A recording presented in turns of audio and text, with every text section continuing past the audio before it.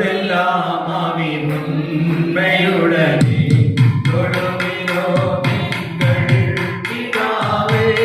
பொழுதெல்லாம் ஆவின் உண்மையுடனே பரிசுத்த அவதாரத்துடனே தரிசிப்பதினால் சரணம் சரணம். தொழுகிறோம் எங்கள் பிதாவே. பொழுதெல்லாம் ஆவின் உண்மையுடனே தொழுகிறோம் எங்கள் பிதாவே. பொழுதெல்லாம் ஆவின் உண்மையுடனே வெண்மையோ சிவப்புமானவர் உண்மையை உருவாக்கிக் கொண்டவர். வெண்மையோ சிவப்புமானவர் உண்மையை உருவாக்கிக் கொண்டவர். என்னையே மீட்டுக் கொண்டவர் அன்னையே சரணம் சரணம். தொழுகிறோம் எங்கள் பிதாவே. பொழுதெல்லாம் ஆவின் உண்மையுடனே தொழுகிறோம் எங்கள் பிதாவே. பொழுதெல்லாம் ஆவின் உண்மையுடனே தலைத்தங்க மயமானவர் தலைமலை சுருளானவர். தலைத்தங்க மயமானவர் தலைமலை சுருளானவர். அதினாயிரோ பேர் சிறந்தவர் அதினாயிரமாம் சரணம் சரணம். தொழுகிறோம் எங்கள் பிதாவே. பொழுதெல்லாம் ஆவின் உண்மையுடனே தொழுகிறோம் எங்கள் பிதாவே. பொழுதெல்லாம் ஆவின் உண்மையுடனே கண்கள் பூரா கண்கள் போல கண்ணங்கள் பாத்தீர்கள் போல. கண்கள் பூரா கண்கள் போல கண்ணங்கள் பாத்தீர்கள் போல. சின்னங்களும் சிறந்ததாலே எண்ணில்லாத சரணம் சரணம். தொழுகிறோம் எங்கள் பிதாவே. பொழுதெல்லாம் ஆவின் உண்மையுடனே தொழுகிறோம் எங்கள் பிதாவே. பொழுதெல்லாம் ஆவின் உண்மையுடனே கண்கள் பொன்வளையம் போல நிறங்களும் தங்கத்தைப் போல. கண்கள் பொன்வளையம் போல நிறங்களும் தங்கத்தைப் போல. கால்களும் கல்தூண்கள் போல காண்பதாலே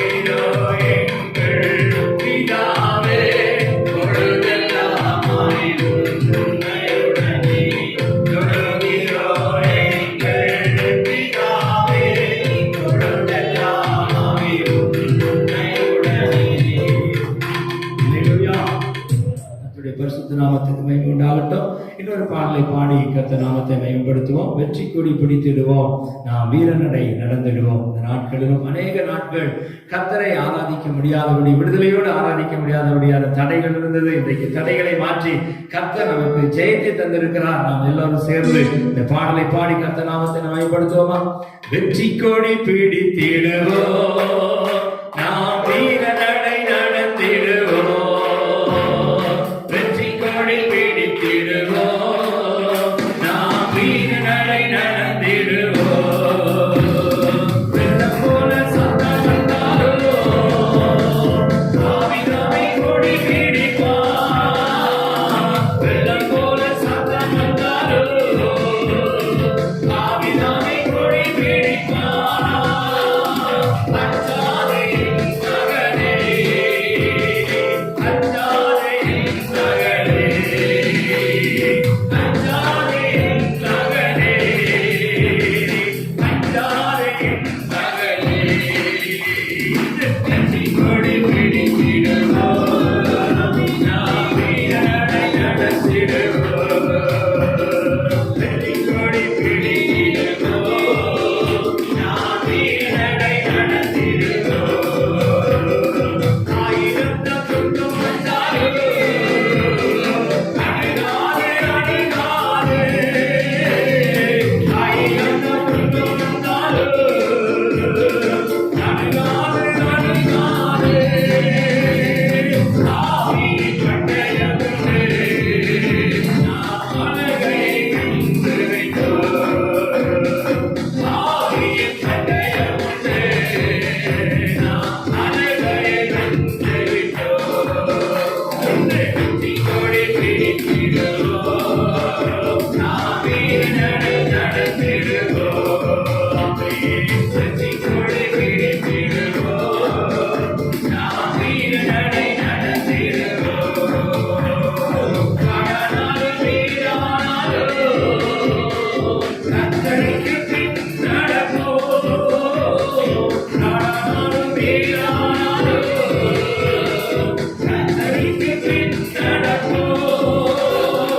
தலைப்பையை கை வைத்திட்டோம், நாம் திரும்பி பார்க்க மாட்டோம். தலைப்பையை கை வைத்திட்டோம், நாம் திரும்பி பார்க்க மாட்டோம். வெற்றி கொடி பிடித்திடுவோம், நாம் வீரநடை நடத்திடுவோம். வெற்றி கொடி பிடித்திடுவோம், நாம் வீரநடை நடத்திடுவோம். வெள்ளம் போல சத்தம் வந்தாலும் ஆவிதாமை கொடி பிடிப்பான். வெள்ளம் போல சத்தம் வந்தாலும் ஆவிதாமை கொடி பிடிப்பான்.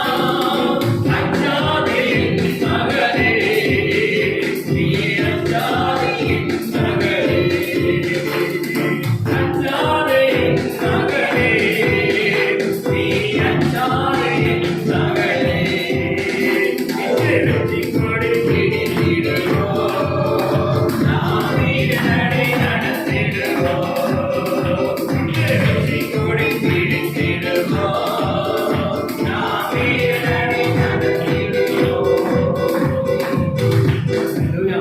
எல்லாரும் அப்படி எழுந்து வைப்போம். எழுந்து நின்று கர்த்தருடைய சமூகத்தில் நம்முடைய ஆவி ஆத்மா சரீரத்தை எல்லாம் ஒப்பு கொடுத்து இன்றைக்கு ஒரு முழுமையான ஒரு ஆராதனை, முழுமையாய் நம்முடைய ஆவி ஆத்மா சரீரத்தை நிரப்புகிற அந்த தேவ பிரசன்னத்தை உணர்ந்தவர்களாய் கர்த்தரை ஆராதிக்க போகிறோம். எல்லா கண்களை மூடி, ஆண்டவரே, நீண்ட நாட்களுக்கு பிறகு உம்மை ஆராதித்து தொழுது கொள்ளும்படியா அப்படி சமூகத்தில் வந்திருக்கிறோம். பரிசுத்த ஆவியானவரே, எங்க மேல பிரசன்னராய் இருந்து எங்களை நிரப்புங்கப்பான்னு சொல்லி கேட்க போகிறோம். தேவ மகிமை, தேவ பிரசன்னம், தேவ வல்லமை இன்றைக்கு இந்த கால வேளையில நம்ம நிரப்ப போகிறது. எத்தனை பேர் விசுவாசத்தோடு வந்திருக்கிறீங்க? ஹல்லேலூயா, ஹல்லேலூயா, ஹல்லேலூயா. சோதரம், சோதரம் ஆண்டவரே, பரிசுத்தரே, உம்மை துதிக்கிறோம் ஐயா, துதிக்கிறோம் ஆண்டவரே, துதிக்கிறோம் ஆண்டவரே, உமக்கு நன்றி செலுத்துகிறோம் ஆண்டவரே. ஹல்லேலூயா, சோதரம், சோதரம், சோதரம் ஆண்டவரே, உமக்கு நன்றி அப்பா. பரிசுத்த ஆவியானவரே, உம்முடைய வல்லமை, வல்லமை, வல்லமை எங்களை நிரப்பட்டும், நிரப்பட்டும், நிரப்பட்டும், நிரப்பட்டும் அப்பா. ஹல்லேலூயா, உமக்கு சோதரம், சோதரம், சோதரம் ஆண்டவரே, உமக்கு நன்றி அப்பா. ஹல்லேலூயா, உமக்கு சோதரம், சோதரம், சோதரம், சோதரம், சோதரம், சோதரம் ஆண்டவரே. ஹல்லேலூயா, உம்முடைய மகிமையுள்ள பிரசன்னங்கள் நிரப்பட்டும், நிரப்பட்டும் ஆவியானவரே. ஹல்லேலூயா. ஸ்தோத்திரம் ஸ்தோத்திரம் ஸ்தோத்திரிக்கிறோம் அப்பா. உம்மை துதிக்கிறோம் துதிக்கிறோம் ஆண்டவரே. இந்த காலத்திலும் எந்த நேரத்திலும் நன்றியால் உம்மை நான் துதிப்பேன். இயேசுவே உம்மை நான் துதிப்பேன் துதிப்பேன். இந்த வேளையிலும் துதிப்பேன். இயேசுவே உம்மை நான் துதிப்பேன் துதிப்பேன். இந்த வேளையிலும் துதிப்பேன். ஆவியும் நீரே, ரத்தமும் நீரே, ஜோதியும் நீரே, என் சொந்தமும் நீரே. சொல்லுங்க. ஆவியும் நீரே, ரத்தமும் நீரே, ஜோதியும் நீரே, என் சொந்தமும் நீரே. ஆரத்திலோ இந்த நேரத்திலோ நன்றியால் உம்மை நான் துதிப்பேன். இயேசுவே உம்மை நான்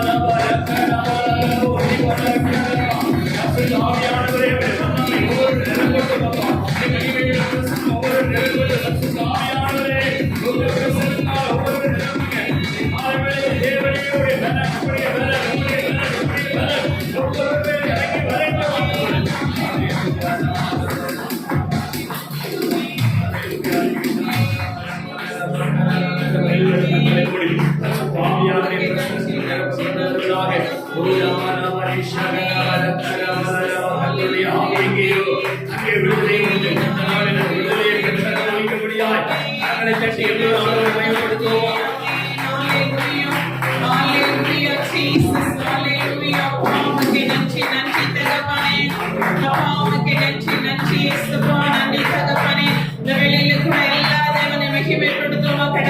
கடந்த மாதம் முழுவதும் கர்த்தர் நம்மை கண்மணி போல பாதுகாத்து இந்த நாளை நம்முடைய ஆயுசு நாட்களோடு கூட்டி கொடுத்தாரே, அதற்காக எல்லாரும் அந்த வேளையில கூட கரங்களை தட்டி தேவனை மகிமைப்படுத்துவோம். பரிசுத்த ஆவியானவரே, உமக்கு நன்றி அப்பா, நன்றி தகப்பனே. அப்பா, இந்த நாளை அப்பா எங்கள் ஆயுசு நாட்களோடு அப்பா கூட்டி கொடுத்தீர், அதற்காக உமக்கு நன்றி அப்பா. எத்தனையோ பேருக்கு அப்பா அந்த நாட்களை காண முடியவில்லை ஏசப்பா, ஆனாலும் ஏசப்பா உம்முடைய சுத்த கிருபை அப்பா நாங்கள் நிற்பதும் நிர்மூலமாக இருப்பதும் அப்பா உம்முடைய சுத்த கிருபையே ஏசப்பா, உம்முடைய கிருபை நினைத்து அப்பா உமக்கு நன்றி செலுத்துகிறோம் அப்பா. பரிசுத்த ஆவியானவரே, உமக்கு நன்றி தகப்பனே, நன்றி பரிசுத்த ஆவியானவரே. அப்பா எங்கள் ஆவி ஆத்துமா சரீரத்தை ஒரு விசை பரிசுத்தப்படுத்துங்கப்பா, ஒரு விசை அப்பா அந்த வேளையில கூட ஏசப்பா அப்பா எங்கள் ஆவி ஆத்துமா சரீரத்தை பரிசுத்தப்படுத்துங்கன்னு சொல்லி இந்த வேளையில கூட எல்லாரும் தேவனை நோக்கி பார்ப்போம். பரிசுத்த ஆவியானவரே, கண்களை பரிசுத்தப்படுத்துங்க, கைகளை பரிசுத்தப்படுத்துங்க அப்பா, என்னுடைய ஐம்புலன்களையும் பரிசுத்தப்படுத்துங்கப்பா. உமக்கு பிரியமில்லாதவற்றை நான் பேசியிருக்கிறேனப்பா, உமக்கு பிரியமில்லாதவற்றை என் கண்களினால் நான் பார்த்திருக்கிறேனப்பா, உமக்கு பிரியமில்லாதவற்றை காதுகளினால் நான் கேட்டிருக்கிறேனப்பா. ஒரு விசை மன்னிங்கப்பான்னு சொல்லுங்கப்பா. எல்லாரும் அந்த வேளையில கூட பரிசுத்தத்திலே பிரியப்படுகிற தெய்வம் அப்பா, அவர் பரிசுத்தமாய் இருந்தால் மாத்திரம் தான் நம்மளோட பேசுவார். இந்த வேளையில கூட அப்பா உமக்கு பிரியமில்லாதவற்றை அப்பா இசப்பா என்னுடைய கண்களினாலே பார்த்திருக்கிறேனப்பா, ஒரு விசை மன்னிங்கப்பா. என்னுடைய ஆவி ஆத்மா சரத்தை பரிசுத்தப்படுத்துங்கப்பா. பரிசுத்தம் இல்லாமல் ஒருவருமை தரிசிப்பதில்லை அப்பா இசப்பா. பரிசுத்த ஆவியானவரே, இந்த வேளையில கூட அப்பா இசப்பா அப்பா என்னுடைய ஆவி ஆத்மா சரத்தை பரிசுத்தப்படுத்துங்க, என்னுடைய ஐம்புலன்களை பரிசுத்தப்படுத்துங்கன்னு சொல்லி எல்லாரும் தேவனை நோக்கி பார்ப்போமா. பரிசுத்த ஆவியானவரே, உமக்கு நன்றி அப்பா. அப்பா இந்த கடைசி நாட்களில் நாங்கள் வைக்கப்பட்டிருக்கிறோம் அப்பா, ஒரு விசை அப்பா எங்கள் ஆவி ஆத்மா சரத்தை பரிசுத்தப்படுத்துவீராக அப்பா.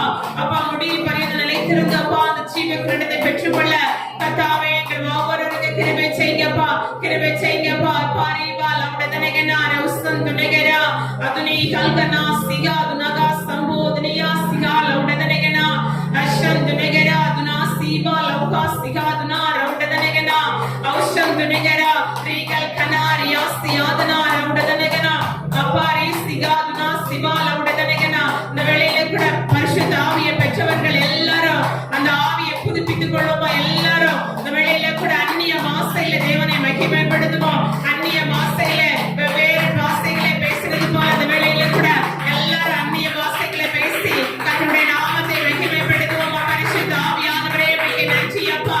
ரீவா லௌகா சிகா துனா ரௌடதனகனா ரௌஷந்தனகரா ரீகல் கனாரியா சியாதனா ரௌடதனகனா ரௌஷந்தனகரா துனியா லௌகா சிகா லௌடதனகரா.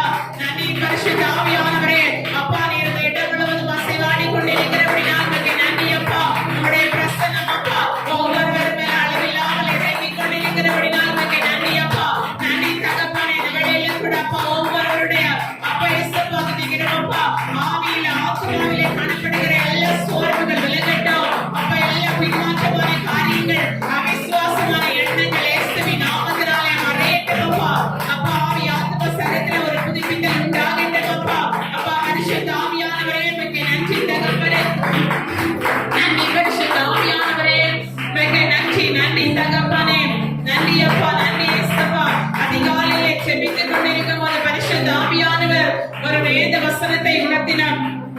எபேசியர் எழுதின எபேசியர் 4வது அதிகாரம் அதனுடைய 11, 12, 13வது வசனத்தை பரிசுத்த ஆவியானவர் பேசினார். அப்படி என்றால் கர்த்தரிலும் அவருடைய சத்துவத்தின் வல்லமையிலும் பலப்பட வேண்டும் என்று பரிசுத்த ஆவியானவர் நம்முடைய சபைக்கு நம்முடைய தேவனுடைய பிள்ளைகள் ஒவ்வொருவருக்கும், ஏனென்றால் இது கடைசி காலமாய் இருக்கிறது. மாம்சத்தோடும் இரத்தத்தோடும் அல்ல, துரைத்தனங்களோடும் அதிகாரங்களோடும் இப்பிரபஞ்சத்தின் அந்தகார லோகாதிபதிகளோடும் வான மண்டலத்திலிருந்து கிரியை செய்கிற பொல்லாத ஆவிகளின் சேனைகளோடு நமக்கு எப்போதும் போராட்டம் உண்டாம். அதனால எப்போதும் கர்த்தரிலும் அவருடைய சத்துவத்தின் வல்லமையில நம்ம பலப்படும்படியாக பரிசுத்த ஆவியானவர் காலையிலே செபித்துக் கொண்டிருக்கும் போது இந்த வேத வசனத்தை 3 வசனங்களை உணர்த்தினார். இதனை சபைக்கு சொல்ல வேண்டும் சொல்லி. ஏனென்றால் நாம் தேவனுடைய பிள்ளைகளாய் இருக்கிறோம். எப்போதும் ஆவியில நிரம்பி இருந்தால் மாத்திரமே இந்த நாட்களில நம்ம தப்பித்துக் கொள்ள முடியும். அல்லாவிட்டால் பரிசுத்தத்தை விட்டு ஒரு செகண்ட்ல பிசாசானவன் நம்மை வழி விலக பண்ணி விடுவான். அதனால பரிசுத்த ஆவியானவர் சொன்னாரு, எப்போது நமக்கு ஒரு போராட்டம் உண்டு, மாம்சத்தோடும் அல்ல, இரத்தத்தோடும் அல்ல, இந்த மாம்சிகமான மனுஷர்களோடு அல்ல, வான மண்டலத்திலிருந்து கிரியை செய்கிற அந்த பொல்லாத ஆவிகளின் சேனைகளோடு எப்போது நமக்கு போராட்டம் உண்டு. தீங்கு நாட்களிலே நம்ம அவைகளை எதிர்க்க வேண்டுமானால், சகலத்தை செய்து முடிக்கிறவர்களை நம்ம திராணி உள்ளவர்களாய் இருக்க வேண்டுமானால், தேவனுடைய சர்வாயுத வர்க்கத்தை நம்ம தரித்துக் கொள்ள வேண்டும். எப்போதும் நம்முடைய சர்வாயுத வர்க்கத்தை தரித்துக் கொள்ள வேண்டும் என்று பரிசுத்த ஆவியானவர் பேசினார். இந்த வேளையில கூட அந்த வேத வசனத்தை எல்லாரும் அந்த வேளையில கூட ஞாபகப்படுத்தி எல்லாரும் நம்முடைய மனதிலே கொண்டு வந்து, எப்போதும் அப்பா இயேசுப்பா என்னால தனிமையாய் நிற்க முடியாதப்பா, நான் மாத்திரம் இருந்தாலப்பா அந்த பரிசுத்தத்தை விட்டு நான் வழி விலகி போய் விடுவேன் அப்பா. அப்பா எப்போதும் அப்பா அப்பா அந்த சர்வாயுத வர்க்கத்தை பிடித்துக் கொள்ள எனக்கு கிருபை செய்யுங்கப்பான்னு சொல்லி எல்லாரும் அந்த வேளையில தேவனை நோக்கி பார்க்கலாம். அப்பா இயேசுப்பா சகலத்தையும் செய்து முடித்தவர்களாய் அப்பா நிற்க பிராணி உள்ளவர்களாய் இருக்கும்போது அப்பா இயேசுப்பா உங்களுடைய சர்வாயுத வர்க்கத்தை நாங்கள் தரித்துக் கொள்ள கர்த்தாவே எங்கள் ஒவ்வொருவருக்கு கிருபை செய்யுங்கப்பா, எங்கள் ஒவ்வொருவருக்கு கிருபை செய்யுங்கப்பா. அப்பா இயேசுப்பா இப்பிரபஞ்சத்தின் அந்தகார லோகாதி வெளிகளோடு வான மண்டலத்திலிருந்து கிரியை செய்கிற பொல்லாத ஆவிகளோடு அப்பா எங்களுக்கு ஒரு போராட்டம் எப்போதும் இருந்து கொண்டிருக்கிறதப்பா. அவைகளை எல்லாம் நாங்கள் எதிர்த்து நிற்க வேண்டுமானால், அவைகளில் இருந்து அப்போ நாங்கள் ஜெயிக்க வேண்டுமானால் அப்பா உங்களுடைய சர்வாயுத வர்க்கத்தை நாங்கள் தெரிந்து கொள்ள கர்த்தாவே எங்கள் ஒவ்வொருவருக்கு கிருபை செய்யுங்கப்பா, எங்கள் ஒவ்வொருவருக்கு கிருபை செய்யுங்கப்பா. பரிசுத்த ஆவியானவரே உமக்கு நன்றி அப்பா. அப்பா இயேசுப்பா ஒவ்வொருவர் மேல அப்பா கர்த்தருடைய அளவில்லாத அபிஷேகம் இறங்கி கொண்டிருக்கிறது. நம்முடைய உன்னத அபிஷேகம் அப்பா, நம்முடைய உயிர்ப்பிக்கிற ஆவியானவர் அப்பா, உங்களுடைய உயிர்ப்பிக்கிற ஆவியானவர் ஒவ்வொருடைய சிரசில் இறங்கி கொண்டிருக்கிற இந்த வேளையில கூட உங்கள் ஆவியானவர் சிரசில காணப்படுகிற எல்லா சோர்வுகள் இந்த வேளையில விலகி கொண்டிருக்கிறது. இந்த வேளையில எல்லாரும் அப்பா பரிசுத்த ஆவியானவரே உமக்கு நன்றி அப்பா, உமக்கு நன்றி தகப்பனே சொல்லி எல்லாரும் ஸ்தோத்திரம் அப்பா, ஸ்தோத்திரம் ஸ்தோத்திரம் சொல்லி எல்லாரும் வாய்களை விரிவாய் திறந்து ஜெபம் பண்ணும்போது, வாய்களை விரிவாய் திறந்து தேவனை மகிமைப்படுத்தும் போது வாயின் கட்டுகள் அவிழும். இந்த வேளையில கூட எல்லாரும் அப்பா அப்பா உமக்கு நன்றி அப்பா, நன்றி இயேசுப்பா. நம்முடைய சர்வாயுத வர்க்கத்தை நான் தெரிந்து கொள்ள, நம்முடைய சர்வாயுத வர்க்கத்தை நான் பிடித்துக் கொள்ள கர்த்தாவே எனக்கு கிருபை செய்யுங்கப்பா. இந்த உலகத்திலே நான் தனிமையா இருந்தாலப்பா பிசாசு என்னை மேற்கொண்டு விடுவானப்பா. அப்பா உம்முடைய சர்வாயுத வர்க்கத்தை நான் தெரிந்து கொள்ள, உம்முடைய சர்வாயுத வர்க்கத்தை அப்பா நான் பிடித்துக் கொள்ள கர்த்தாவே எனக்கு கிருபை செய்யுங்கப்பான்னு சொல்லி எல்லாரும் தேவனை நோக்கி பார்க்கலாம். பரிசுத்த ஆவியானவரே உமக்கு நன்றி தகப்பனே, நன்றி தகப்பனே. அப்பா இயேசுப்பா நாங்கள் கர்த்தரிலும் அப்பா அப்பா உம்மிலும் அப்பா உம்முடைய சத்துவத்தின் வல்லமையில நாங்கள் பலப்பட பரிசுத்த ஆவியானவரே எங்கள் ஒவ்வொருவருக்கு கிருபை செய்யுங்கப்பா. அப்பா உமக்கு நன்றி தகப்பனே. அப்பா அந்த வேளையில கூட ஒவ்வொருவரை கர்த்தர் பலப்படுத்தினதற்காக உமக்கு நன்றி, ஒவ்வொருவரை கர்த்தர் உயிர்ப்பித்ததற்காக உமக்கு நன்றி. ஆவி ஆத்மா சரீரத்திலே காணப்படுகிற எல்லா சோர்வையும் கர்த்தர் எடுத்து போட்டபடினால் உமக்கு நன்றி. அவிசுவாசமான எண்ணங்களை கர்த்தர் எடுத்து போட்டபடினால் உமக்கு நன்றி அப்பா, நன்றி தகப்பனே உமக்கு நன்றி அப்பா, உமக்கு நன்றி. தொடர்ந்து வழி நடத்துங்கப்பா, பெரிய காரியங்களை செய்யுங்க. உங்க கரத்துல அப்ப விடுகிறோம். அங்க இருக்கிற ஒவ்வொருவருடைய பிள்ளைகளை ஆசீர்வதிங்க, ஆசீர்வதிங்கப்பா. நன்றி தகப்பனே, உடைய பிரசனத்திற்காக உமக்கு நன்றி அப்பா, உம்முடைய அளவில்லாத தெய்வ பிரசனத்திற்காக உமக்கு நன்றி அப்பா. எல்லா அந்தகார வல்லமைகள் விலகி போகிறதுக்காக உமக்கு நன்றி அப்பா, நன்றி தகப்பனே, நன்றி பரிசுத்த ஆவியானவரே உமக்கு நன்றி. ஒவ்வொருவரையும் கர்த்தர் பலப்படுத்துவதற்காக உமக்கு நன்றி. ஆசீர்வதிங்க இயேசுவின் நாமத்தில் பிதாவே. கர்த்தருடைய பரிசுத்த நாமத்துக்கு மகிமை உண்டாகட்டும். விசேஷமாக இந்த புதிய நாளிலே, இந்த விசேஷமான நாளிலே, கர்த்தர் தந்திருக்கிற இந்த நன்மையான ஆசீர்வாதமான நாளிலே தேவனுடைய சமூகத்திலே ஆண்டவர் நம்மோடு கூட பேசுகிற வார்த்தையை கேட்க நாம் ஆவலாய் வந்திருக்கிறோம். கர்த்தர் என்ன வார்த்தையை நமக்கு தரப்போகிறார்? விசேஷமாய் வெளிப்படுத்தின விசேஷம் 21ஆம் அதிகாரம் 5வது வசனத்தை கர்த்தர் நமக்கு இந்த நாளுக்காக தருகிறார். வாசிப்போம். வெளிப்படுத்தின விசேஷம் 21:5. சிங்காசனத்தின் மேல் வீற்றிருந்தவர், இதோ நான் சகலத்தை புதிதாக்குகிறேன் என்றார். பின்னும் அவர், இந்த வசனங்கள் சத்தியமும் உண்மையுள்ளவைகள், இவைகளை எழுது என்றார். அல்லேலூயா. சிங்காசனத்திலே வீற்றிருக்கிறவர் என்ன சொன்னாரா? இதோ நான் சகலத்தையும் புதிதாக்குகிறேன் என்று சொன்னார். ஏன் ஆண்டவர் இந்த புதிதாக்குதலை இன்றைக்கு நமக்கு கட்டளையிட வேண்டும். ஒரு பழைய நிலைமையிலே, ஒரு நீர்த்து போன நிலைமையிலே, ஒரு அவிந்து போன ஆவியோடு கூட இந்த உலகத்திலே இனிமேல் நாம் என்ன செய்ய போகிறோம், இனிவரும் காலங்களை எப்படி நாம் எதிர்கொள்ள போகிறோம், இப்படிப்பட்ட ஒரு கொள்ளை நோயினுடைய தீவிரம் தேசத்தை கடந்து போன போது இந்த கொள்ளை நோயினுடைய தீவிரத்திலே பாதிக்கப்பட்ட மக்களும், அந்த பாதிப்பை பார்த்து கொண்டிருந்த நாமும், அந்த பாதிப்பை கண்ணால் பார்த்து கொண்டிருந்த நமக்கும் இருதயத்திற்குள்ள ஒரு பயம், இருதயத்திற்குள்ள ஒரு காரியம், என்ன செய்ய போகிறோம் என்ற ஒரு ஏக்கம், என்ன செய்ய போகிறோம் என்ற ஒரு அங்கலாய்ப்பு நமக்கு இருந்து கொண்டிருந்தது. அதனாலதான் ஆண்டவர் சொல்லுகிறார், இதோ நான் சகலத்தையும் புதிதாக்குகிறேன்.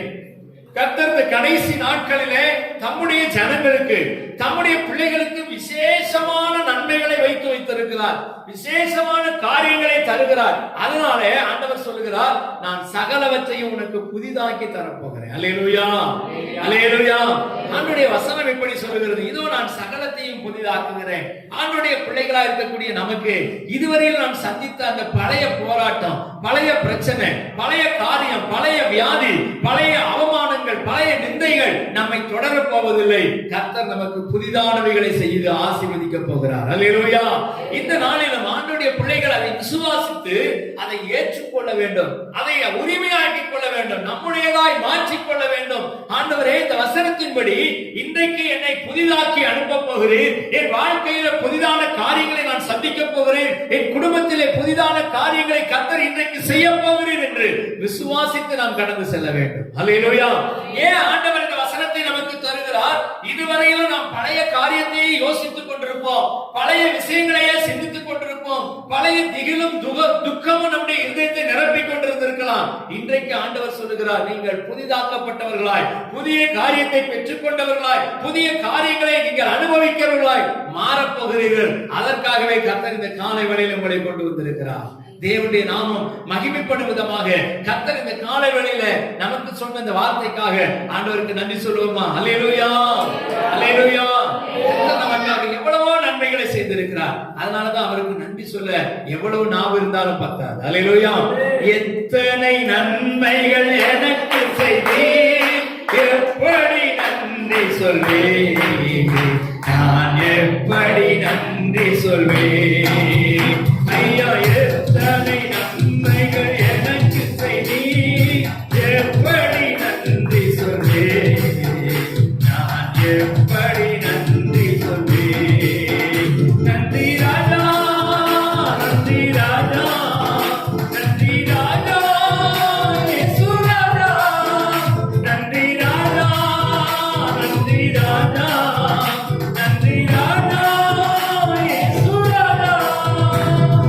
கர்த்தர் நம்முடைய வாழ்க்கையில எவ்வளவு நன்மைகளை செய்திருக்கிறார், அவர் புதிய காரியத்தை செய்ய போகிறார் என்ற விசுவாசத்தை நமக்குள்ள இன்றைக்கு பெருக பண்ண போகிறார். அல்லேலூயா. அவர் எப்படிப்பட்டவர், நம்முடைய ஆண்டவர் நம்மை எப்படி நேசிக்கிறார் என்பதை குறித்து வேதத்திலே பல காரியங்களை நாம் கற்றுக்கொள்ள முடியும். நேற்றைய தினத்திலும் கூட நம்முடைய ஆன்லைன் பிரேயர்ல ஒரு காரியத்தை ஆவியானவர் நமக்கு உணர்த்தி உங்களோடு கூட நான் பகிர்ந்து கொண்டேன். அவர் எப்படிப்பட்டவரா, நமக்கு பிதாவா இருக்கிறவர். அல்லேலூயா. நம்முடைய அப்பா. இந்த நிலையை பிசாசு மறக்க பண்ணினதுனால, பிசாசு இந்த நிலையை நம்ம விட்டு எடுத்து போட்டதுனால, நாம் அவரை பார்க்கும்போது நம்மோடு கூட இணைந்திருக்கிற அவருடைய ஆவியை அனுபவிக்காமல் இருக்கிறதுனால ஒரு செக்யூரான, அதாவது ஒரு பாதுகாப்பான நிலை கூட நாம் இல்லை என்ற ஒரு உணர்வில் இருக்கிறோம். அதனாலதான் ஆண்டவர் சொல்லுகிறார், நான் உங்கள் பிதா என்பதை அடிக்கடி சொல்லுங்க. அல்லேலூயா. ஆண்டவர் நம்முடைய பிதா என்பதை எப்படி சொல்ல முடியும்? அதனாலதான் ஜெபம் பண்ணும்போது, நேற்று சொல்லி கொடுத்தேன், ஜெபம் பண்ணும்போது எப்படி ஜெபம் பண்ணணும், ஸ்டார்ட் பண்ணணும், எங்கள் பிதாவே, ஏதோ ஒன்று சொல்லுங்க, சொல்லிட்டு எங்கள் பிதாவே, என்னுடைய பிதாவேன்னு ஆரம்பிங்க. அந்த ஜெபத்தை ஆரம்பிக்கும் போது கர்த்தர் அந்த ஜெபத்தை கவனிக்கிறார் என்கிற எண்ணம், அந்த உணர்வு நமக்குள்ள உண்டா? அல்லேலூயா. ஏன் ஆண்டவர் அந்த வார்த்தையை சொல்லி தருகிறார் என்று சொன்னா, இன்னைக்கு அநேக ஜெபத்துல ஜெபிக்கும் போது நல்லா ஜெபிக்கிறீங்க, நல்ல வார்த்தைகளை பயன்படுத்துறீங்க, ஆனா அந்த வார்த்தைகளினால அல்ல, அந்த வார்த்தைகளினால நாம் அவருடைய கவனத்தை திசை திருப்பி விட்டோம் என்று தவறாய் நினைத்துக் கொள்கிறோம். நம்முடைய வார்த்தைகளினால திருப்ப முடியாது, நம்முடைய இருதயத்தால தான் அவரை திருப்ப முடியும். அல்லேலூயா. அப்ப தேவனுடைய பிள்ளைகள் ஜெபிக்கும் பொழுதே நம்ம அதுல ஒரு வித்தியாசத்தை காண்பிக்க வேண்டும். தேவனுடைய பிள்ளைகளுக்குள்ள ஒரு புதிதாக்குதல் தேவை என்பதனால்தான் ஆவியானவர் இந்த காலங்களிலே நம்மோடு கூட இந்த காரியங்களை பகிர்ந்து கொண்டிருக்கிறார். இதுவரையும் நீ ஜெபித்தது போல ஜெபிக்க கூடாது. இதுவரையும் ஜெபித்த ஜெபம் வித்தியாசமா இருந்தால் இன்றைக்கு நீங்க ஜெபிக்கிற ஜெபம் புதிதாய் மாறும். அல்லேலூயா. அதனாலதான் ஆண்டவருடைய வசனம் இப்படி சொல்லுகிறது, நான் சகலத்தையும் புதிதாக்குகிறேன்.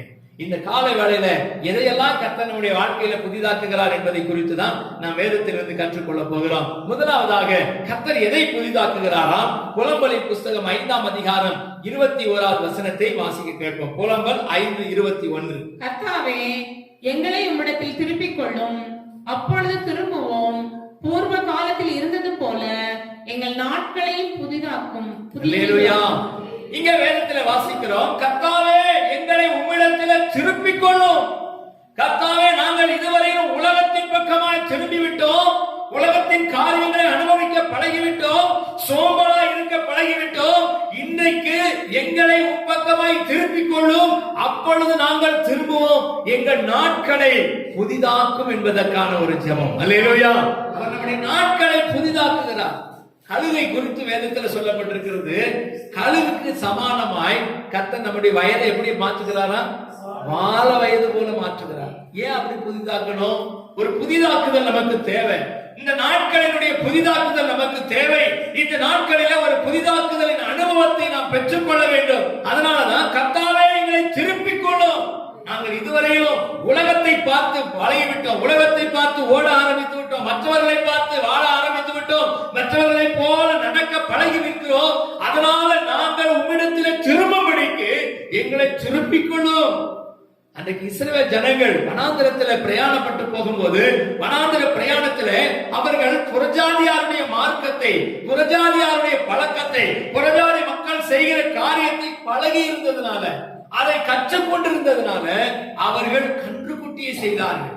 யாரை அவருக்கு சொல்லிக் கொடுத்தது? கன்றுக்குட்டி செய்கிறதற்கு, விக்கிரகத்தை செய்கிறதற்கு தெரியாத பிள்ளைகள் அல்லவா, விக்கிரகத்தை குறித்து அறிவில்லாதவர்கள் அல்லவா. எங்கே கற்றுக்கொண்டார்கள்?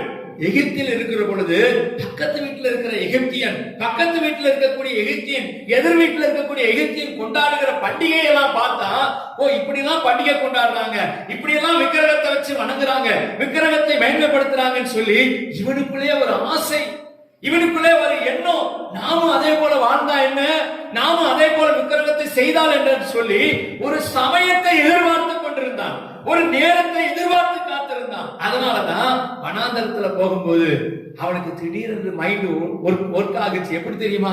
நாம ஒரு விக்கிரகத்தை செஞ்சிருவோம். எங்க பார்த்து பழகுனையா? நீ விக்கிரகத்தை பார்த்து, பக்கத்து வீட்டுல இருக்கிறவனை பார்த்து, எதிர் வீட்டுல இருக்கிறவனை பார்த்து, மக்களை பார்த்து, உலகத்தை பார்த்து, உலகத்தின் பக்கம் திரும்ப பழகிவிட்டோம். அதனாலதான் வேதம் சொல்லுகிறது, கர்த்தாவே எங்களை திருப்பும், உன் பக்கமாக திருப்பும் ஆண்டவரே, உமக்கு நேராக எங்கள் இதயத்தை திருப்பும் ஆண்டவரே, அப்பொழுது நாங்கள் திரும்புவோம். அப்படி திரும்பும் போது கர்த்தர் நம்முடைய நாட்களை புதிதாக்குகிறார். அல்லேலூயா. நம்முடைய காலங்களை புதிதாக்குகிறார். நம்முடைய நாட்கள் புதிய நாட்களாக, புதிய வருஷங்களாக, புதிய நன்மைகளை பெற்றுக் கொள்கிற வருஷங்களாக, புதிய நன்மைகளை அடைகிற, புதிய நன்மைகளை எதிர்பார்க்கிற, புதிய நன்மைகளை சுதந்திரிக்கிற நாட்களாக நம்முடைய நாட்கள் மாறும். அல்லேலூயா. நாம செய்ய வேண்டியது ஒரே ஒரு காரியம் தான், அவர் பக்கமாய் திரும்ப வேண்டும். அதனாலதான் வேதத்துல சொல்லப்பட்டிருக்கிறது, உடன்படிக்கைக்கும் கட்டளைக்கும் ஒரு வித்தியாசத்தை நாம் அறிந்திருக்க வேண்டும். உடன்படிக்கை என்ற என்ன அப்படின்னு சொன்னா, அந்த உடன்படிக்கையில ஒருவர், நான் ஒருவரோடு உடன்படிக்கை செய்கிறேன். என்ன உடன்படிக்கை செய்கிறேன்? இந்த நிலத்தை இவ்வளவு பணத்திற்கு உங்களுக்கு நான் விற்பனை செய்கிறேன் அப்படின்னு சொல்லி நான் ஒரு உடன்படிக்கை எழுதி கொடுக்கிறேன். அந்த உடன்படிக்கையில நான் செய்ய வேண்டியது அந்த நிலத்தை கொடுக்கணும். ஆனா அவர் பக்கத்திலையும் ஒண்ணு செய்யணும், பணத்தை அவரும் கொடுக்கணும். ரெண்டு பேரும் உடன்படிக்கையில் என்ன செய்யறோம்? கையெழுத்து போடுகிறோம். உடன்படிக்கையில, உடன்படிக்கை என்பது என்ன? ரெண்டு பேரும் கையெழுத்து போடுகிறோம். அதே போல தேவனோடு கூட நாம் உடன்படிக்கை பண்ணி இருக்கிறோம். கர்த்தரோடு கூட எப்பொழுது உடன்படிக்கை பண்ணினோம்? ஆண்டவரை ஏற்றுக்கொண்ட புதிதிலே, கர்த்தரை ஏற்றுக்கொண்ட நாட்களிலே, ஆண்டவரே உமக்கு முன்பாக, உங்களுக்கு சத்தியத்துக்கு முன்பாக நான் உண்மையாயிருப்பேன், உங்களுடைய சத்தியத்தை கை கொண்டு நடப்பேன் என்று சொல்லி ஆண்டவரோடு கூட தேவனோடு உடன்படிக்கை செய்துதான் ஞானஸ்நானம் எடுத்தோம். ஆனா ஞானஸ்நானம் எடுத்த பிறகு போராட்டங்கள் வரும்போது, பிரச்சனைகள் வரும் பொழுது, உலக மனிதர்களுடைய காரியங்களை பார்க்கும்போது, அவங்க எல்லாம் நல்லா இருக்கிறாங்களே, அவங்க எல்லாம் இப்படி இருக்கிறாங்களே, அவங்க எல்லாம் இதை ஃபாலோ பண்றாங்களே, இப்படி எல்லாம் வாழ்றாங்களே சொல்லி அவர்களை பார்த்து நாம் கற்றுக்கொண்டோம். அல்லேலூயா. அவர்களை பார்த்து உலகத்தின் பக்கமாய் திரும்ப கற்றுக் கொண்டிருக்கிறோம். அதனாலதான் ஆண்டவர் இந்த காலை வேளையிலே சொல்லுகிறார், நீங்க எங்களை திருப்பிக் கொண்டு வாரும், எங்கள் இருதயத்தை திருப்பிக் கொண்டு வாரும், எங்கள் நாட்கள் புதியவைகளாய் மாறப்போகிறது. அல்லேலூயா. இந்த காலை வேளையிலே எத்தனை பேருக்கு புதிய நாட்களை தர வேண்டும் என்று விசுவாசிக்கிறீங்களோ கரங்களை உயர்த்தி ஒரு அல்லேலூயா சொல்லுங்க. அல்லேலூயா. வாழ்க்கையில இது முதல், இந்த நாள் முதல், இந்த நிமிஷம் முதல் புதிய காரியங்களை செய்யும்படி புதிய நாட்களை நமக்கு தந்திருக்கிறார். கர்த்தருக்கு நன்றி சொல்லுவோம். அல்லேலூயா. அப்படியானால் ஆண்டவர் விரும்புகிற காரியம் அவர் பக்கமாய் திரும்ப வேண்டும். அப்பொழுது நம்முடைய நாட்களை புதிதாக்குகிறார். இரண்டாவதாக நாம் வாசிக்கும் பொழுது 2 கொரிந்தியர் புஸ்தகம் 5ஆம் அதிகாரம் 17வது வசனத்தை வாசிக்க கேட்போம். 2 கொரிந்தியர் 5ஆம் அதிகாரம் 17வது வசனம். இப்படி இருக்க ஒருவன் கிறிஸ்துவுக்குள் இருந்தால் புது சிருஷ்டியா இருக்கிறான், பழையவைகள் ஒழிந்து போயின, எல்லாம் புதிதாயின. இங்கே நாம் வாசிக்கிறோம், ஒருவன் கிறிஸ்துவுக்குள் இருந்தால் புது சிருஷ்டியா இருக்கிறான், பழையவைகள் எல்லாம் ஒழிந்து போயின, எல்லாம் புதிதாயின. இன்றைக்கு கிறிஸ்துவுக்குள் இருக்கிறோம் என்று சொல்லுகிறவர்கள் கூட, கிறிஸ்துவுக்குள் வாழுகிறோம் என்று சொல்லுகிறவர்கள் கூட புது சிருஷ்டியின் வாழ்க்கைக்குள்ள வரல, புது சிருஷ்டியாய் மாற்றப்படல. ஒரு ஊழியக்காரர் இப்படியாக Facebookல ஒரு பதிவு போட்டிருக்கிறார். ரட்சிக்கப்பட்ட வாலிபர்கள், ரட்சிக்கப்பட்டு சபைக்கு போகிற வாலிபர்கள் ஒழுங்காய் முடிவெட்டுகிறதே ரட்சிப்பினுடைய அடையாளம். முடிவெட்டுறதுல என்ன இருக்குது? ரட்சிப்பின் அடையாளம் இருக்குது. சகோதரிகளுக்கு அப்படிதான். அவங்க ட்ரெஸ் பண்றதுல இருந்து, அவங்களுடைய அலங்காரங்களில் இருந்து எல்லாவற்றிலையுமே ஒரு மாற்றத்தை பார்க்கணும். புதிய வாழ்க்கை. இதுவரைக்கும் உலகத்தை பார்த்தே கற்றுக்கொண்டோம், உலக மனிதர்களை போல வாழ பழகிருந்தோம். ஆனா இங்கு சொல்லப்பட்டிருக்கிறது, இப்படி இருக்க ஒருவன் கிறிஸ்துவுக்குள் இருந்தால் அவன் புது சிருஷ்டியா இருக்கிறான். ஏன் புது சிருஷ்டியா அவன் மாற்றப்படுகிற போது பழையவைகள் எல்லாம் ஒழித்து போகும், பழையவைகளை அழிச்சிடணும். பழையவைகள் நம்ம கிட்ட இருக்கக்கூடாது, பழைய காரியத்தை நம்ம பக்கத்துல வைக்க கூடாது. அதனாலதான் சங்கீதக்காரனாகிய தாவீது சொல்லுகிற பொழுது, ஆண்டவரே நான் எப்போதும் உம்முடைய முகத்தை தரிசித்துக் கொண்டிருக்க வேண்டும், எப்போதும் உம்முடைய புகழை பாட வேண்டும். ஏன் அப்படின்னு சொன்னா, எனக்கு உலக எண்ணம் வருது, உலக காரியங்கள் வருது. அப்போஸ்தலனாகிய பவுல் சொல்ற, யார் இந்த மரண சரீரத்தினின்று என்னை விடுதலையாக்க கூடும்? இந்த மரண சரீரம் என் கூடவே வருகிறதுனால இந்த மரணத்துக்கு ஏதுவான சிந்தனைகள், மரணத்துக்கு ஏதுவான காரியங்கள், மரணத்துக்கு ஏதுவான யோசனைகளை எனக்குள்ளே கொண்டு வருகிறது. அதனால இந்த மரண சரீரத்தை விட்டு வெளியே வர நான் விரும்புகிறேன், இந்த மரண சரீரத்தில் இருந்து வெளியே வருகிறதற்கு நான் ஆசைப்படுகிறேன் என்பதாக சொல்லுகிறார். அதனாலதான் இந்த வசனம் சொல்லுகிறது, கிறிஸ்துவுக்குள்ளே ஒருவன் இருந்தால் அவர் புது சிருஷ்டியாய் மாற்றப்படுகிறார். கிறிஸ்துவுக்குள்ளே இருக்கிற ஒரு மனிதனுக்குள்ளே பழையவைகள் எல்லாம் ஒழிந்து போகணும், பழைய காரியங்கள் இருக்கக்கூடாது, பழைய எண்ணங்கள் இருக்கக்கூடாது, பழைய ஸ்டைல் இருக்கக்கூடாது, பழைய வாழ்க்கை முறை இருக்கக்கூடாது. அதனாலதான் ஆண்டவர் சொல்ற, நீ கிறிஸ்துவுக்குள்ளே இருந்தா மட்டும்தான், கிறிஸ்துவுக்குள்ளே உன்னுடைய வாழ்க்கையை நிலைப்படுத்திக் கொண்டால் மாத்திரம்தான் இது சாத்தியமாகும். இன்றைக்கு அநேகர் ஆண்டவரை ஏற்றுக்கொள்வார்கள். புதிதா ஏற்றுக்கொண்ட புதிதுல ஆண்டவருக்காக நான் தலையே கொடுப்பேன், ஆண்டவருக்காக அதை செஞ்சிருவேன், இதை செஞ்சிருவேன் சொல்லி வேகமா வருவாங்க. பாஸ்டர் எனக்கு அதை செய்யுங்க, இதை செய்யுங்க, அப்படி பண்ணுங்க, நான் இப்படி பண்ணணும், அதை பண்ணணும். அவங்க பேசுறதெல்லாம் பார்க்கும்போது ரொம்ப சந்தோஷமா இருக்கும். ஆனா காலங்கள் போகும்போது, 1 வருஷம் 2 வருஷம் ஆகும்போது அந்த விசுவாசியினுடைய மனநிலைகள் மாற்றப்படுகிறது, அந்த விசுவாசியினுடைய தோற்றம் மாறுகிறது, அவருடைய நடைமுறைகள் மாறுகிறது. எப்படிங்க கண்டுபிடிக்கிறீங்க? நாங்க வீட்டுக்கு வரும்போது உங்க வீட்டுல நீங்க நடந்து கொள்ளுகிற விதம், நீங்க ரிசீவ் பண்ணுகிற விதம், அது மாத்திரம் நீங்க சபைக்கு வரும் பொழுது மற்றவர்களோடு பழகுகிற விதம், இதை வச்சே கண்டுபிடிச்சிடலாம் உங்களுக்குள்ள மாற்றம் வந்துடுச்சு. அல்லேலூயா. அது ஆவிக்குரிய ஏற்றுக்கொள்ளப்படக்கூடிய நல்ல மாற்றமா இருந்த சந்தோஷம். ஆனா ஆண்டவரை விட்டு விலகுகிற, ஆண்டவரை விட்டு பிரிந்து போகிற, தெய்வத்தை விட்டு பின்னால் போகிற மாற்றம் வர ஆரம்பிச்சிருச்சுன்னு கண்டுபிடிச்சோம். அல்லேலூயா. ஏன் இந்த காரியத்தை ஆண்டவர் இன்றைக்கு சொல்லுகிறாருன்னு சொன்னா, அநேகர் கிறிஸ்துவுக்குள் தன்னை நிலைப்படுத்திக் கொள்ளாததுனால, கிறிஸ்துவுக்குள் வாழுகிற அனுபவத்தை பெற்றுக் கொள்ளாததுனால பழைய காரியம் மேலோங்கி விட்டது, பழைய காரியம் மேற்கொண்டு விட்டது, பழைய குணங்கள், பழைய எண்ணங்கள், பழைய குணாதிசயங்கள் அவர்களை மேற்கொண்டு விட்டபடினால வேதம் சொல்லுகிறது, கிறிஸ்துவுக்குள் இருந்தால் அவன் புது சிருஷ்டியா இருக்கிறான். அவனுடைய வாழ்க்கை புது சிருஷ்டியினுடைய வாழ்க்கை, புதிதாய் சிருஷ்டிக்கப்பட்ட வாழ்க்கை, புதிதாய் ஏற்படுத்தப்பட்ட வாழ்க்கை. இதுவரையிலும் வாழ்ந்தது போல அல்ல, இதுவரையிலும் பேசினது போல அல்ல, இதுவரையிலும் நடந்தது போல அல்ல. புதிய வாழ்க்கைக்குள்ளே கர்த்தர் நம்மை அழைத்து செல்ல விரும்புகிறார். அல்லேலூயா. நாம செய்ய வேண்டியது ஒரு காரியம், நம்ம கிறிஸ்துவுக்குள்ள இருக்கிறோமான்னு செக் பண்ணிக்கணும். எப்படிங்க செக் பண்றது? ஏன் இந்த பாஸ்டர் அடிக்கடி ஜெபம் ஜெபம்னு சொல்றாரு, ஜெபம் பண்ண வாங்கன்னு சொல்றாரு, சபைக்கு வாங்கன்னு சொல்றாரு, ஆராதனைக்கு வாங்க, உபவாச கூட்டத்துக்கு வாங்க, இரவு ஜெபத்துக்கு வாங்க? இதுதாங்க கிறிஸ்துக்குள்ள இருக்கிறது. கிறிஸ்துக்குள்ள உங்களை இருக்க வைக்கிறதுக்காக, கிறிஸ்துக்குள்ள உங்களை தங்க வைக்கிறதுக்காக, கிறிஸ்துக்குள்ள உங்களை நிலைப்படுத்துகிறதுக்காக தான் வாங்க வாங்கன்னு கூப்பிடுறோம். மற்றபடி சிலர் நினைப்பாங்க, ஞாயிற்றுக்கிழமையில பாஸ்டர் எதுக்கு ஒவ்வொருத்தரையும் வாங்க வாங்கன்னு சர்ச்சை கூப்பிடுறாரு? ஒருவேளை நம்ம கொடுக்கிற காணிக்கை வாங்குறதுக்காகவோ?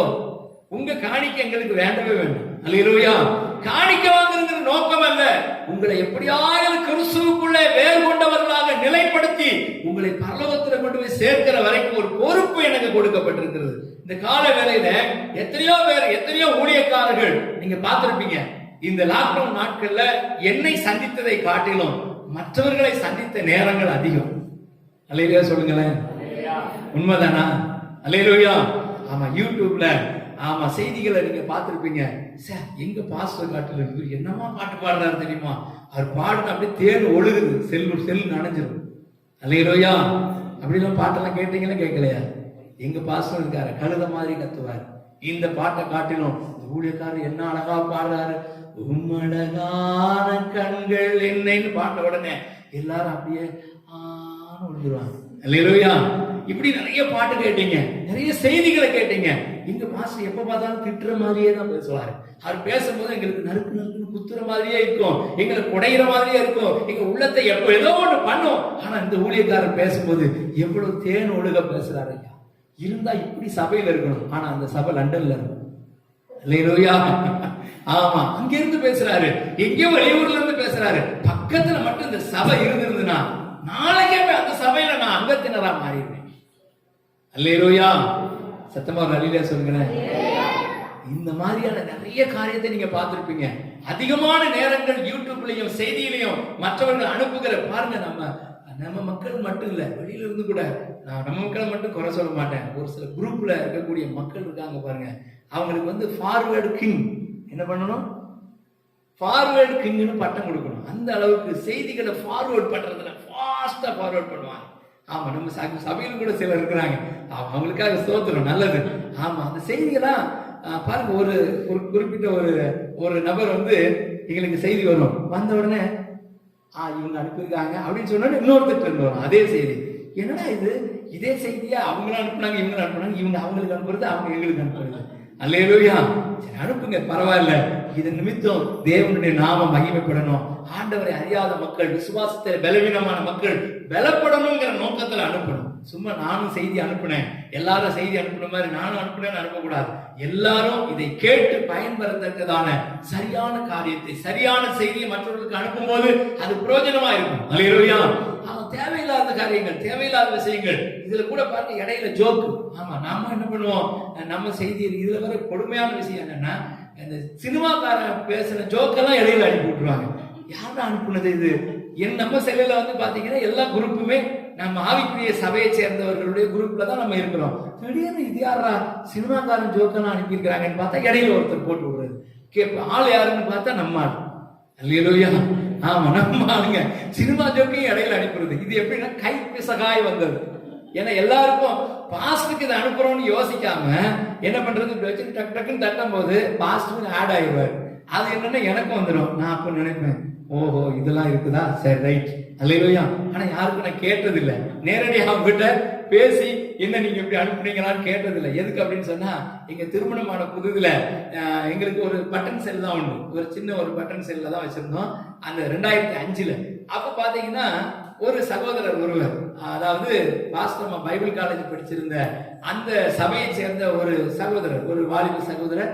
அந்த சகோதரர் பாத்தீங்கன்னா எங்களுக்கு போன் பண்ணுவார். போன் பண்ணி, பிரதர் எப்படி இருக்கீங்க, சிஸ்டர் நல்லா இருக்காங்கன்னு விசாரிப்பாரு. பரவாயில்ல, நல்லா இருக்கிறோம் பிரதர், ரொம்ப சந்தோஷம், நீங்க எங்களை நினைவு கூர்ந்து எங்களை போன் பண்ணி பேசுறீங்க. திடீர்னு பார்த்தா ஒரு நாள் ஒரு ஜோக் அனுப்பினார்.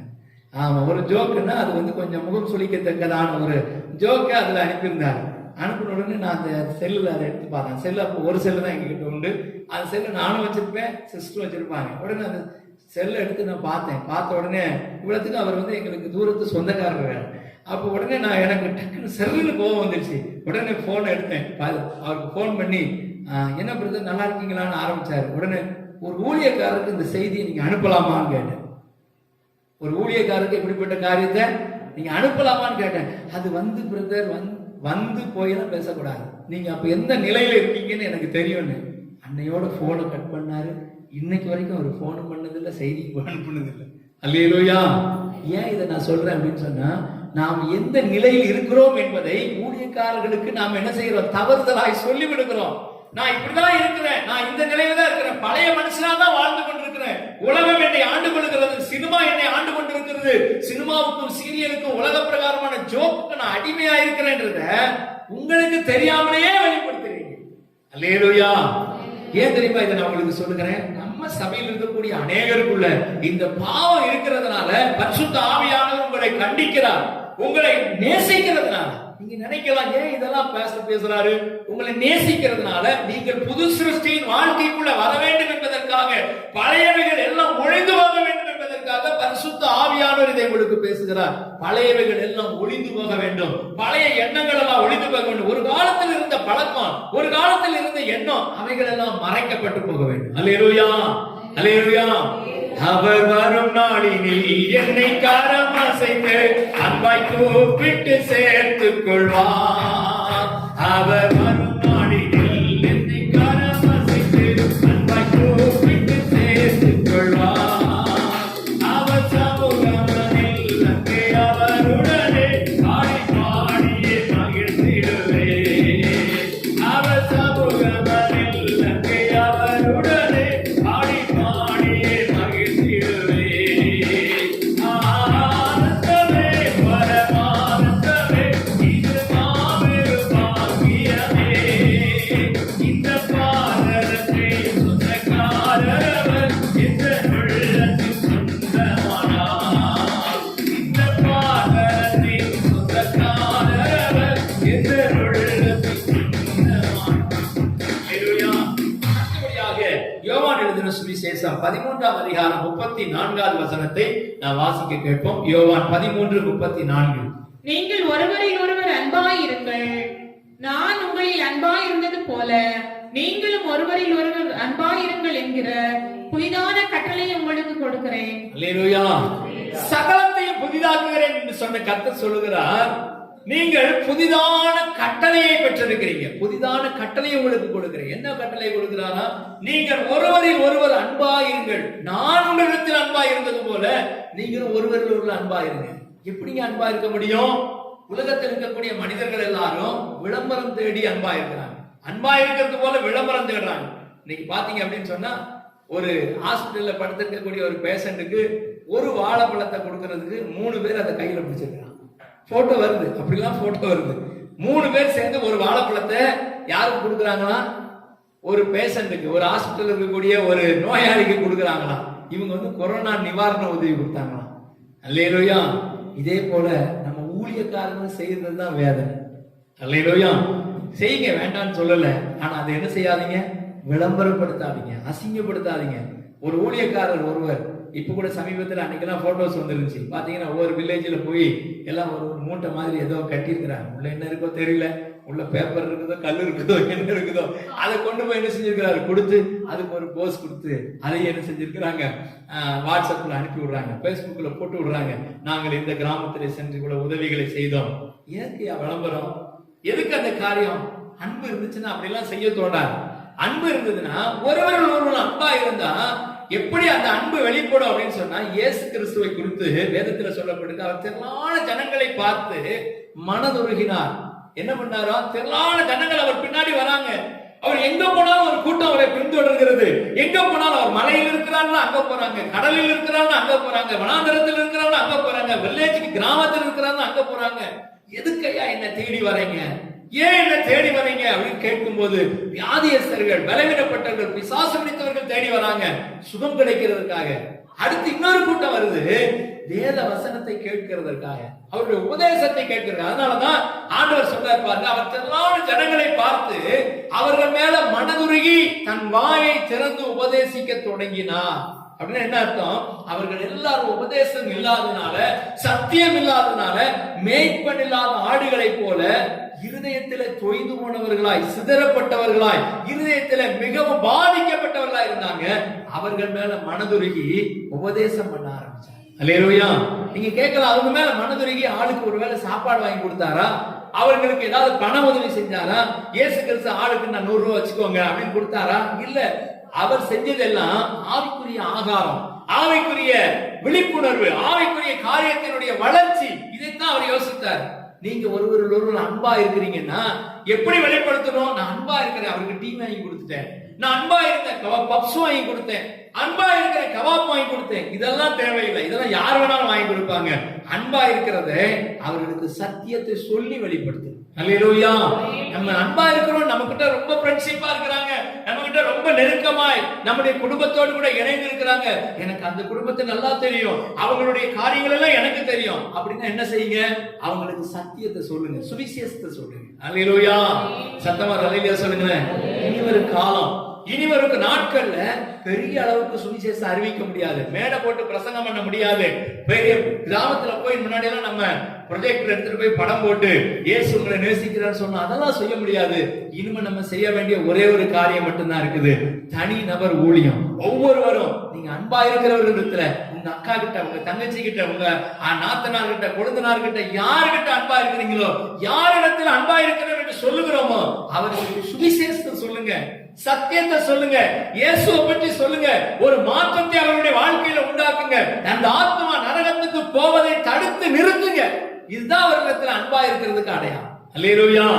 கடைசி நாட்களில அன்பா இருக்கிறோம், அன்பா இருக்கிறோம் சொல்றோம், அன்பா இருக்கிறோம் என்று வெளியில பேசிக் கொள்கிறோம், அன்பா இருக்கிறது போல நடிக்கிறோம். ஆனா உள்ளத்துக்குள்ள அவர்களை குறித்த உண்மையான அன்பு இருக்குன்னா இந்த ஆத்மா ரட்சிக்கப்படணுமே.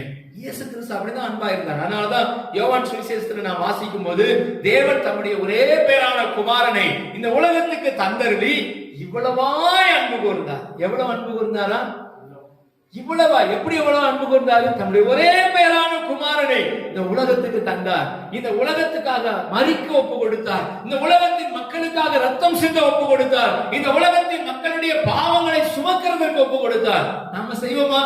நாம அந்த மாதிரி எதுவுமே பேச மாட்டோம். நம்ம கையில இப்ப ஒரே ஒரு பேனா இருக்குது, நான் பேங்க்ல நிக்கிறேன்னு வச்சுக்கிடுங்க. பேங்க்ல நிக்கும் போது திடீர்னு ஒருத்தர் வந்து சார் பேனா கொடுங்க அப்படின்னு சொன்னா நம்ம என்ன சொல்லுவோம்? எனக்கு இருக்கிறதே ஒண்ணுதான் இருக்குது, அதனால இன்னொருத்தட்ட வாங்குன்னு சொல்லுவோம். நம்முடைய மனநிலை என்னன்னா, ஒண்ணு இருந்தால் அது நமக்கு வேணும், இன்னொரு கொடுக்க மாட்டோம். ஆனா பிதாவாகிய தேவன் நம்மில் அன்பு கூர்ந்தபடினாலே தம்முடைய ஒரே பேரான குமாரனை நமக்கு தந்தருளி இவ்வளவாய் அன்பு கூர்ந்தார் என்று எழுதப்பட்டிருக்கிறது. அப்படியானா அவருடைய அன்பு எங்க? நம்முடைய அன்பு எங்க? நம்முடைய ஆவியில, நம்முடைய எண்ணத்துல, நம்முடைய இருதயத்துக்குள்ள அவரை போல அன்பு கூறுகிறதற்காக. அதனாலதான் வேதம் சொல்லுகிறது, ஒருவரில் ஒருவர் அன்பாயிருங்கள் என்ற புதிதான கட்டளை. இன்னைக்கு நம்ம ஒருவர் எப்படி அன்பா இருக்கோம்? குடும்பத்துக்குள்ளேயே அன்பா இருக்க முடியல, கணவன் மனைவிக்குள்ள அன்பு இல்ல, பிள்ளைகளிடத்துல அன்பு இல்ல, பெரியவர்கள் சிறியவர்கள் என்ற அன்பு இல்ல. இன்னைக்கு பாத்தீங்க அப்படின்னு சொன்னா பிள்ளைகளுக்குள்ள ஈகோ, பிள்ளைகளே ஒருத்தருக்கு ஒருத்தர் என்ன செய்யுது? ஈகோ பிடிச்சு வாழுது. அது மட்டும் இல்லாம அக்கா தங்கச்சி அண்ணன் தம்பி ஒருவருக்கு ஒருவர் அவங்க உயர்ந்துட்டாங்கன்னா, அவங்க கொஞ்சம் வசதி ஆயிட்டாங்கன்னா அவங்களால ஏற்றுக்கொள்ள முடியல, அவங்களால அதை ஏற்றுக்கொண்டு பொறுத்துக் கொள்ள முடியாம ஏதாவது சேற்றை வாரி வீசுகிறது. சபைக்குள்ள, சபையில் இருக்கக்கூடிய விசுவாசிகளுக்குள்ள ஒருவருக்கு ஒருவர் அன்பா இருக்கிறோம் வெளியில சொல்லிக் கொள்கிறோம். ஒரு சபையில் இருக்கிற ஒரு விசுவாசி ஒரு நல்ல நிலைக்கு வருகிறார், நல்ல ஆசீர்வாதமா இருக்கிறார்னா இன்னொருவரால் அதை பொறுத்துக் கொள்ள முடியல. ஒரு சபையில ஆத்மாக்கள் நிறைய வராங்கன்னா பக்கத்து சபையால பொறுத்துக் கொள்ள முடியல. உடனே சொன்னாங்க, அவர் என்ன செஞ்சிட்டாரு? ஏமாத்தி ஆட்களை சேர்த்துட்டாரு. எப்படியா ஏமாத்தி சேர்க்க முடியும்? அவர் ஆட்களை ஏமாத்தி கூட்டிட்டு போயிட்டாரு, என் ஆடுகளை எல்லாம் கூட்டிட்டு போயிட்டாரு, என் ஆத்மாவெல்லாம் எடுத்துட்டு போயிட்டாரு. இதான் சொல்றாங்க. ஆனா வேதம் சொல்லுகிறது, ஒருவர் ஒருவர் அன்பா இருந்தால் இந்த புதிதான கட்டளையை, ஒருவருக்கு ஒருவர் அன்பா இருக்கிறோம் என்ற புதிதான கட்டளையை இந்த கடைசி நாட்களில் கர்த்தர் நமக்குள்ள புதுப்பிக்க விரும்புகிறார். அல்லேலூயா. நேரமானதுனால இன்னும் கடைசியாக ஒரே ஒரு காரியத்தை மட்டும் சொல்லி நான் ஜெபிக்க விரும்புகிறேன். எசேக்கியேல் தீர்க்கதரிசன புத்தகம் 36ஆம் அதிகாரம் 26ஆம் வசனத்திலே சொல்லப்பட்டிருக்கிற ஒரு புதிய காரியம் என்ன? எசேக்கியேல் 36:26. உங்களுக்கு நவமான இருதயத்தை கொடுத்து உங்கள் உள்ளத்திலே புதிதான ஆவியை கட்டளையிட்டு கல்லான இருதயத்தை உங்கள் மாம்சத்திலிருந்து எடுத்து போட்டு சதையான இருதயத்தை உங்களுக்கு கொடுப்பேன். அல்லேலூயா. இதுவரையில இருந்தது போல அல்ல, இனி கர்த்தர் என்ன செய்ய போறார்? புதிதான ஆவியை உங்களுக்குள்ளே கொடுக்க போகிறார். புதிதான ஆவி. ஏனென்றால் ஆண்டவர் இதுவரையிலும் உலகத்திலிருந்து ஆவியை குறித்து, உலக மனிதர்களுக்குள்ள இருக்கக்கூடிய ஆவியை குறித்து அவர் நல்ல அறிவு வைத்திருக்கிறார். உலக மனிதனுக்குள்ள என்ன ஆவி கிரியை செய்கிறது. இந்த உலகத்தில் இருக்கக்கூடிய பிசாசினுடைய ஆவி அவனை பிடித்திருக்கிறது. பிசாசினுடைய ஆவியினாலே பாதிக்கப்பட்டிருக்கிறான். பிசாசினுடைய ஆவியினாலே அவனுடைய இருதயம் கல்லான இருதயமாய் மாறி இருக்கிறது. அதனால நான் என்ன செய்ய போறேன், உங்கள் உள்ளத்திலே புதிதான ஆவியை கட்டளையிட போகிறேன். அல்லேலூயா. இந்த புதிய நாட்களில, இந்த புதிய வருஷத்துல, இந்த புதிய தேவனுடைய அனுக்கிரக வருஷத்துல கர்த்தர் புதிய ஆவியை நமக்குள்ள கட்டளையிட போகிறேன். எத்தனை பேர் அதை வாஞ்சிக்க போறீங்க? அல்லேலூயா. இன்றைக்கு ஒரு புதிய அபிஷேகத்தை கர்த்தர் நமக்குள்ள தந்து அனுப்ப போகிறார். எத்தனை பேர் அதை விசுவாசித்து ஏற்றுக்கொள்ள போறீங்க? ஆண்டவர் அந்த புதிய ஆவியை நமக்குள்ள கட்டளையிடும்படியாக நாம் வாஞ்சியோடு கூட காத்திருக்கணும், வாஞ்சியோடு கேட்கணும். ஒவ்வொரு நாளும் நம்ம காலை வேளையில இந்த 10 மணியிலிருந்து 11 மணி வரைக்கும் நடக்கிற அந்த ஜெபத்துல நீங்க பங்கு பெறும்போது அநேகருக்கு இந்த பிரயோஜனமா இருக்குதுன்னு சொல்றாங்க. அநேகர் சொல்றாங்க, இந்த மாதிரி காரியங்களை நாங்கள் கேட்டு ஜெபிக்க தான் எங்களுடைய ஆவிக்குரிய வாழ்க்கையில வளர்ச்சி ஏற்பட்டதுன்னு சொல்றாங்க. புதிய காரியங்களை நாங்கள் கற்றுக்கொண்டோம் என்று சொல்றாங்க. ஆனா அநேகர் இதை குறித்து கவலையப்படுறதில்ல. அதெல்லாம் நமக்கு தேவையில்லை, யாரோ ஜெபிச்சுட்டு போட்டோம், யாரோ இருந்துட்டு போட்டோம், அப்படி இல்லை. இந்த கடைசி காலத்துல கர்த்தர் சொல்லுகிறார், என் ஆவியை உங்கள் மேல் ஊற்றுவேன். அல்லேலூயா. மாம்சமான யாவர் மேல என் ஆவியை ஊற்றுவேன். உங்கள் குமாரரும் உங்கள் குமாரத்திகள் தீர்க்க தரிசனம் சொல்லுவார்கள். கடைசி காலங்கிறதுக்கு அடையாளம் என்ன தெரியுமா? கடைசி காலத்தினுடைய அடையாளம் உலகத்துல நிறைவேறிடுச்சு. உலக மனிதர்களிடத்துல நிறைவேறிவிட்டது. உலகம் எப்படி இருக்கும்? கடைசி காலத்துல எப்படி இருக்கும்? மனுஷர்கள் தற்பிரியராயும் பணப்பிரியராயும் வீம்புக்காரராயும் அகந்தை உள்ளவர்களாயும் பொல்லாதவர்களாயும் நல்லோரை பகைக்கிறவர்களாயும் தேவபக்தி வேஷத்தை தரித்து அதன் பலனை மறுதளிக்கிறவர்களாயும் இருப்பாங்க. நடக்குதா? உலகத்தில் எல்லாம் நடந்துச்சு. ஆனா நமக்குள்ள அது நடந்திருக்குதா? சபைக்குள்ள, நம்முடைய குடும்பத்துக்குள்ள கடைசி காலத்தினுடைய அடையாளம் என்ன? சபையை, திருச்சபையை உனக்குடைய கடைசி காலத்தின் அடையாளம் என்ன? கர்த்தர் சொல்லுகிறார், கடைசி நாட்களில் மாம்சமான யாவர் மேல் என் ஆவியை ஊற்றுவேன். உங்க மேல ஊற்றணும். உங்கள் பிள்ளைகள் தீர்க்க தரிசனம் சொல்லணும். உங்கள் குமாரர்கள் குமாரத்திகள் தீர்க்க தரிசனம் சொல்லணும். உங்கள் வாலிபர்கள் தரிசனங்களை அடையணும். உங்கள் மூப்பர்கள் சொப்பனங்களை காணணும். இதுதான் கடைசி காலத்தினுடைய அடையாளம். இதற்கு நமக்கு தேவை புதிதான ஒரு ஆவி. புதிதான ஆவியை உங்களுக்குள்ளே கட்டளையிடுவேன் என்று கர்த்தர் சொல்கிறார். ஏன் தெரியுமா? இதுவரையிலும் நம்ம அரைச்ச மாவையே அரைச்சிக்கிட்டு இருக்க கூடாது. இதுவரையிலும் சிலர் பாத்தீங்கன்னா அந்நிய பாஷை பேசுவாங்க. ஆதி காலத்துல 1947 பேசின அதே அந்நிய பாஷை, அதே ஜெபம், அதே ட்ரெண்ட், அதே மாடல். இப்ப அப்படி இல்ல. கர்த்தர் சொல்லுகிறார், உங்களுக்குள்ள புதிதான ஆவியை நான் கட்டளையிட்டு பாருங்க, நவமான இருதயத்தை உங்களுக்கு கொடுத்து, நவமான இருதயம், நான் புதிய இருதயத்தை உங்களுக்கு கொடுத்து அந்த உள்ளத்திலே புதிதான ஆவியை கட்டளையிட போகிறார். ஏனென்றால் இந்த கடைசி காலத்துல ஒரு புதிய அபிஷேகம், ஒரு புதிய வல்லமை, ஒரு புதிய காரியம் இன்றைக்கு உங்கள் முன்னால தோன்ற போகிறது. நீங்க விசுவாசிங்க.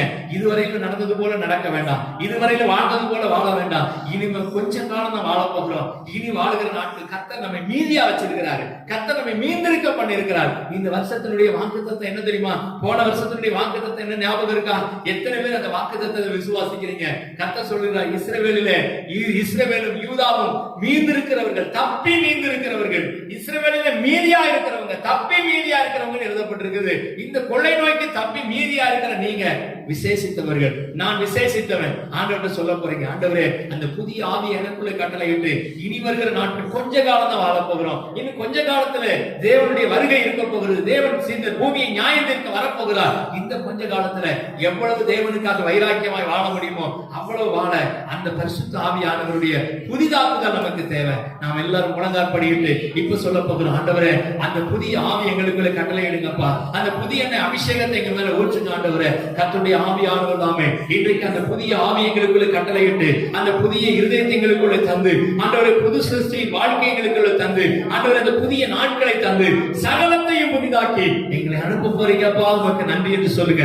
ஹல்லேலூயா. இதுவரையிலும் நீங்கள் பழைய காரியத்தை சிந்தித்துக் கொண்டிருக்கலாம், பழையவைகளை யோசித்துக் கொண்டிருக்கலாம். பழையவைகள் எல்லாம் ஒளிந்து போயின, பழையவைகள் எல்லாம் ஒளிந்து போயின, எல்லாம் புதிதாகின வசனத்தின்படி இன்றைக்கு ஒரு புதிய அபிஷேகத்தை கர்த்தர் நமக்குள்ள தரப்போகிறார். ஒரு புதிய எண்ணங்களை தரப்போகிறார். இந்த ஆலயத்தில் இந்த ஆராதனை முடிந்து நீங்க வெளியில போகும்போது உங்களுடைய ட்ரெண்ட் மாறப்போகிறது, உங்களுடைய எண்ணம் மாறப்போகிறது, உங்களுடைய இயக்கங்கள் மாறப்போகிறது, உங்களுடைய பார்வை மாறப்போகிறது, உங்களுடைய சிந்தனை மாறப்போகிறது. நீங்க இன்றையிலிருந்து ஒரு புதிய நபராக, புதிய சிருஷ்டியாக வாழ போறீங்க.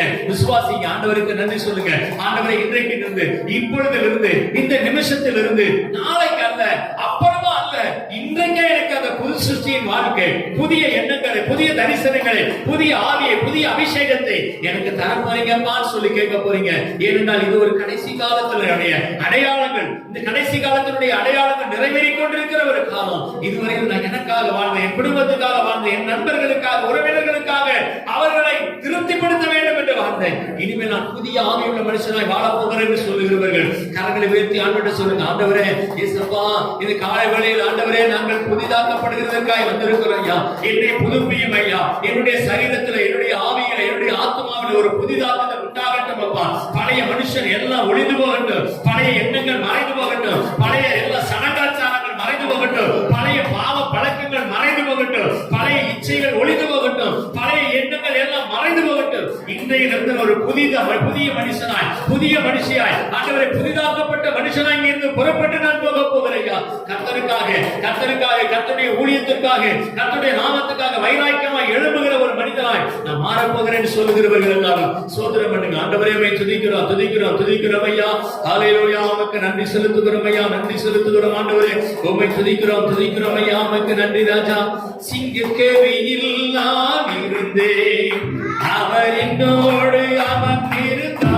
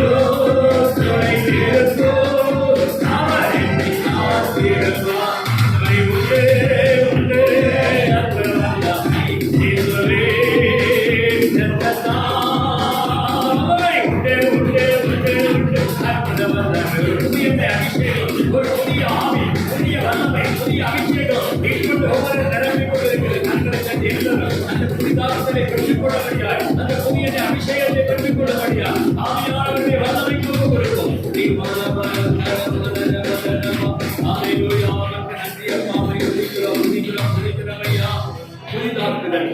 கர்த்தர் இந்த நாட்களிலே நான் சகலத்தையும் புதிதாக்குகிறேன் என்று சொன்னார். இன்றைக்கு நம்முடைய ஆவியை புதிதாக்கி இருக்கிறார், நம்முடைய எண்ணங்களை புதிதாக்கி இருக்கிறார், நமக்கு புதிய கட்டளைகளை தந்திருக்கிறார். நீங்கள் தொடர்பு கொள்ள வேண்டிய எங்கள் முகவரி: இயேசு நம்மோடு சபை, எண் 54/1, இந்திரா நகர், தென்கனிக்கோட்டை. தொலைபேசி எண்கள் 9865152111, 9965157399. Our address: இயேசு நம்மோடு சபை, number 54/1, Indira Nagar, Denkanikottai. Phone numbers 9865152311, 9965157399.